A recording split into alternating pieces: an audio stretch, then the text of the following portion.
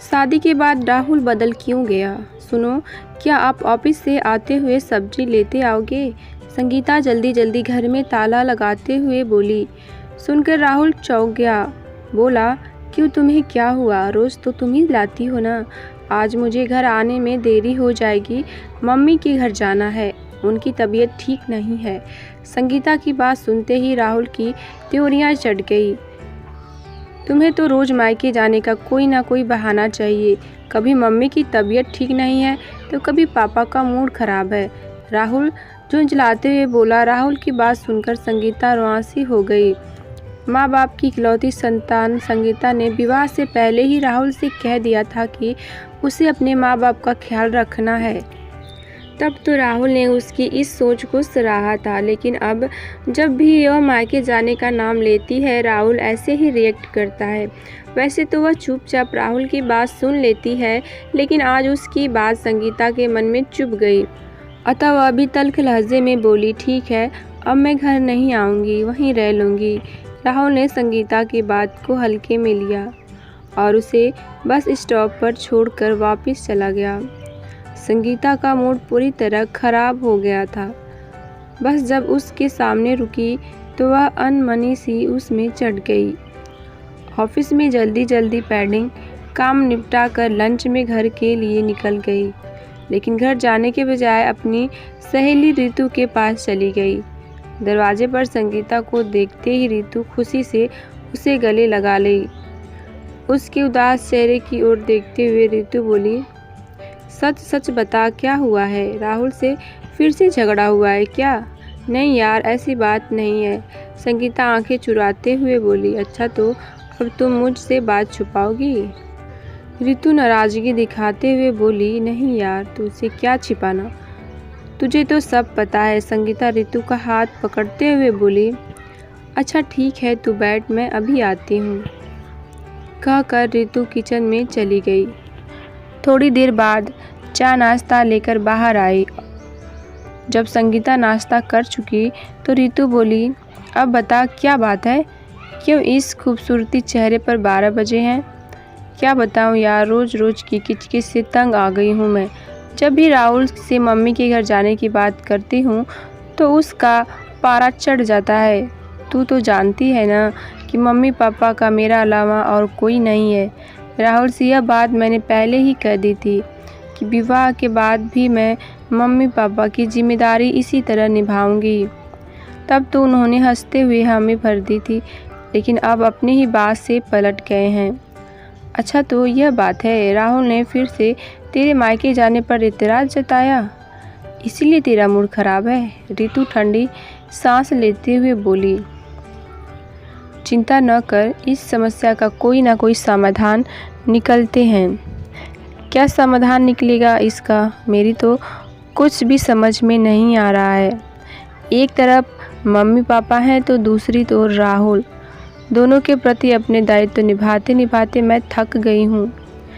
कभी कभी तो मन करता है सब कुछ छोड़कर कहीं दूर भाग जाऊँ।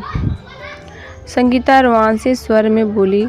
ऋतु कुछ सोचते हुए बोली, सही कर रही है तू, कुछ दिनों के लिए इन झमेलों से दूर चली जाओ, तब राहुल को पता चलेगा कि बीबी घर में न रहे तो कैसा महसूस होता है। क्या तू मेरी बात से सहमत है रितु? संगीता असमंजस में भर कर बोली। और नहीं तो क्या, मैं कोई बात बिना सोचे समझे थोड़ी ही करती हूँ। रितु बोली। पर जाऊँ कहाँ यार, यह भी तो समस्या है। कहीं जाने की ज़रूरत नहीं है, यहीं मेरे पास ही रह। वरुण पूरे महीने के लिए अमेरिका गए हैं, मैं घर में अकेली ही हूँ। दोनों सहेलियाँ मिलकर कॉलेज के दिनों की यादों को ताज़ा करेंगी। चल, यह ठीक है, कुछ दिन मैं तेरे पास ही रह लेती हूँ। संगीता राहत की सांस लेते हुए बोली। अभी राहुल को इस बारे में कुछ भी नहीं बताना, उन्हें भी तो पता चले तेरी कीमत। आज जब तू घर नहीं पहुंचेगी तो बच्चों को पता चलेगा। रितु से अपने मन की बात बताने के बाद संगीता बहुत हल्का महसूस करती थी। रितु ने संगीता के अपने घर रहने की बात उसके माता पिता और सास ससुर को बता दी और साथ ही यह भी बोला कि वे राहुल से यह न कि बताएं कि संगीता कहाँ पर है। ऑफिस जाकर राहुल संगीता से हुए झगड़े की बात भूलकर अपने काम में बिजी हो गया। जब घड़ी में 8 बजे तो उसे घर जाने की सुध आई। घर पहुंचने के बाद उसने घर पर ताला देखा तो उसे सुबह के वाद विवाद की याद आई। वह बड़बड़ाते हुए ताला खोलने लगा। कितना भी मना कर लो पर मैडम करेंगी अपने ही मन की। मायके जना बंद नहीं कर सकती, चाहे उसके लिए भले ही पति से झगड़ा मोल लेना पड़े। जब रात के 10 बजे तब भी संगीता घर नहीं आई तो राहुल को गुस्सा आने लगा कि आज तो हद ही हो गई। 10 बज गए पर मैडम का कहीं अता पता ही नहीं है। आज घर आए तो इस मामले का सही तरीके से निपटारा करता हूँ। लेकिन जब 12 बजे तक भी संगीता नहीं आई तो राहुल को सुबह का वाकया याद आ गया। साथ ही अपना डायलॉग भी याद आ गया कि तुम वही क्यों नहीं रुक जाती। अब उसे अपने आप पर गुस्सा आने लगा कि क्यों नहीं वह अपनी ज़बान पर नियंत्रण रख पाया। अभी वह संगीता को फ़ोन करने ही वाला था, तभी उसके फ़ोन की घंटी बजी। धड़कते दिल से उसने रिसीव उठाया तो उसके ससुर रमाकांत थे। क्या बात है पापा जी, इतनी रात को क्यों फ़ोन किया? राहुल झल्लाते हुए बोला, बेटा ज़रा संगीता से बात करा दो। आज वह यहाँ आने वाली थी पर आई नहीं। उसकी तबीयत तो ठीक है ना? रमाकांत सुस्त स्वर में बोले। रमाकांत की बात सुनकर राहुल घबराते हुए स्वर में बोला, क्या संगीता आप लोगों के पास नहीं गई है? वह तो वहीं जाने वाली थी, अभी तक घर भी नहीं आई है। क्या कर रहे हो तुम?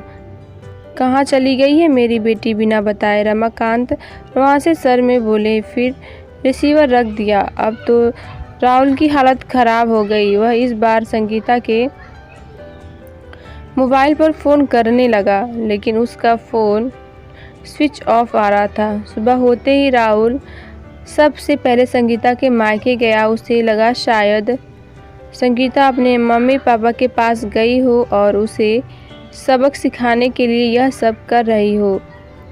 लेकिन जब संगीता वहाँ भी नहीं मिली तो वह निराश होकर उसके ऑफिस गया। वहाँ से पता चला कि संगीता तो लंच के समय ही ऑफिस से चली गई और आज ऑफिस नहीं आई। हताश सा राहुल घर चला गया।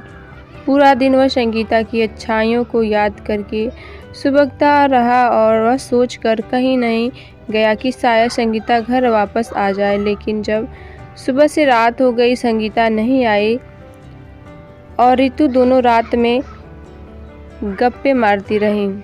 देर रात सोई।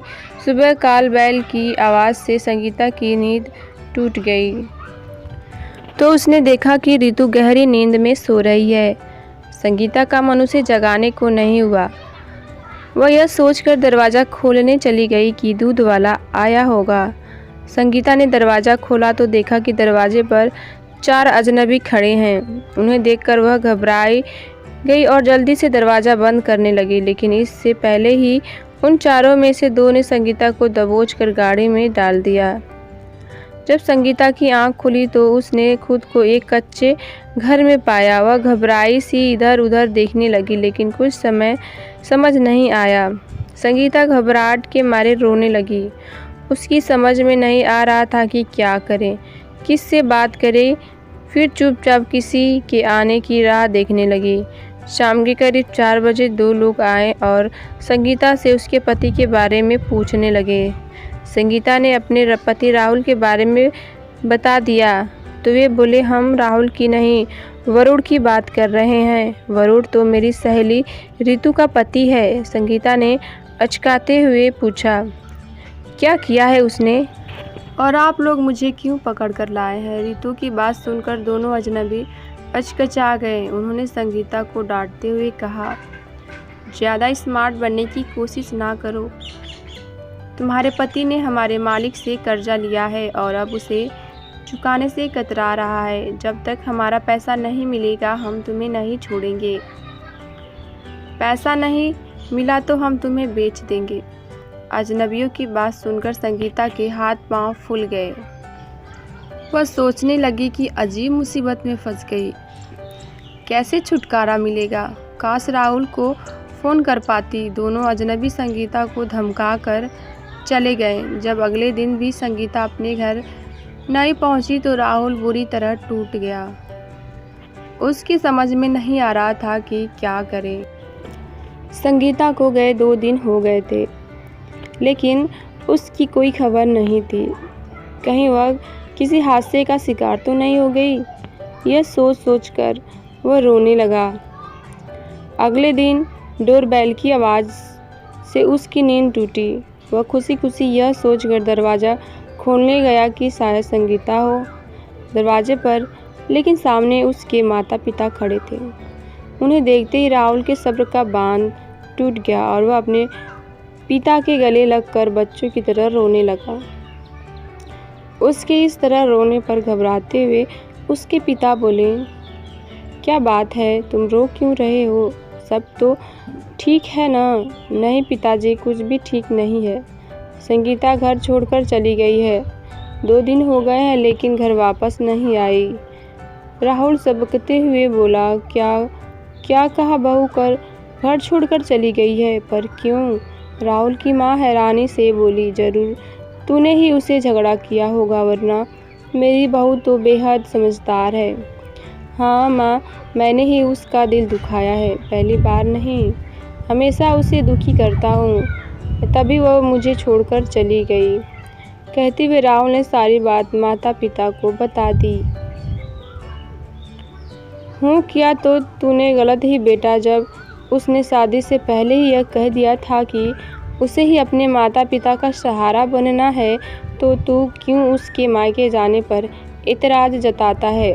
क्या कभी उसने तुझे रोका है हमारे प्रति अपनी जिम्मेदारियां निभाने से, या फिर उसने कभी हमारी सेवा में कोई कसर छोड़ी है?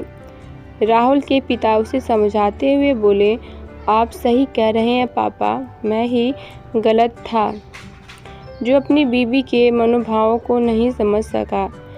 एक बार वह वापस आ जाए तो मैं उसकी सारी बातों को मानूंगा और उसके माता पिता को भी अपने ही तरह समझूंगा। राहुल के मम्मी पापा को उसके घर गए 2 दिन हो गए, लेकिन संगीता का कोई फ़ोन नहीं आया तो उन्हें भी घबराहट होने लगी। वे सोचने लगे कि संगीता ने हमसे कांटेक्ट क्यों नहीं किया, कहीं सचमुच में उसके साथ कोई हादसा तो नहीं हो गया। उधर संगीता के अचानक गायब हो जाने से रितु बहुत परेशान थी। उसकी समझ में नहीं आ रहा था कि वह अचानक कहाँ चली गई। उसने अपने दिल को यह सोचकर तसल्ली दी कि हो सकता है कि वो राहुल के पास लौट गई हो, लेकिन जाने से पहले वह अपना फ़ोन क्यों नहीं लेकर गई। यह बात रितु को परेशान कर रही थी। 2 दिन तक उसने संगीता को आने का इंतज़ार किया, लेकिन जब उसकी कोई खबर नहीं मिली तो उसने राहुल से मिलने का निश्चय किया। अगले दिन रितु राहुल के ऑफिस पहुंची और उसे सारी बात बता दी। रितु की यह बात सुनकर राहुल घबरा गया। रितु बोली, ऐसे घबराने से काम नहीं चलेगा राहुल, लगता है संगीता किसी बड़ी मुसीबत में फंसी गई है, हमें पुलिस में रिपोर्ट दर्ज करानी चाहिए। फिर दोनों पुलिस स्टेशन पहुंचे और संगीता की गुमशुदगी की रिपोर्ट लिखवा दी। रिपोर्ट लिखवाने के अगले ही दिन राहुल के पास फ़ोन आया कि पास के गांव में कुछ लोगों की शिकायतें आई हैं कि वहां एक खाली मकान में कुछ औरतों को कैद करके रखा गया है। उन्हें कहीं बाहर भेजने की तैयारी चल रही है। हम वहां रेड मारने जा रहे हैं, आप भी हमारे साथ चलिए, शायद आपकी पत्नी की कोई खबर मिल जाए। फ़ोन सुनते ही राहुल अपने और संगीता के मम्मी पापा के साथ पुलिस स्टेशन पहुंचा। साथ में रितु भी थी। पुलिस की टीम के साथ वे सभी गांव में पहुंचे।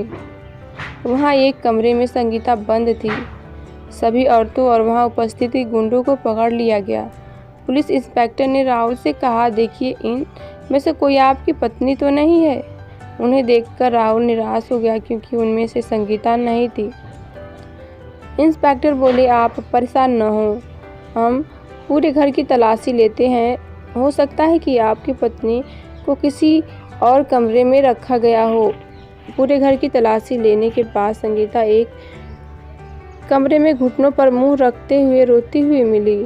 संगीता अपने को देखते ही खुशी के मारे राहुल की चीख निकल गई। थैंक यू इंस्पेक्टर, मेरी पत्नी वह रही। राहुल को देखती संगीता उससे लिपट गई। राहुल उससे माफ़ी मांगते हुए बोला, मुझे माफ़ कर दो संगीता, मेरी वजह से तुम्हें इतनी मुसीबतों का सामना करना पड़ा। मैं तुमसे वादा करता हूँ कि अब कभी तुम्हें अपनी जिम्मेदारियाँ पूरी करने से नहीं रोकूंगा। अब घर चलो बहू, घर चलो, तुम्हारा पति पूरी तरह सुधर गया है। संगीता अपने सास ससुर का सम्मिलित स्वर सुन मुस्कुराने लगी।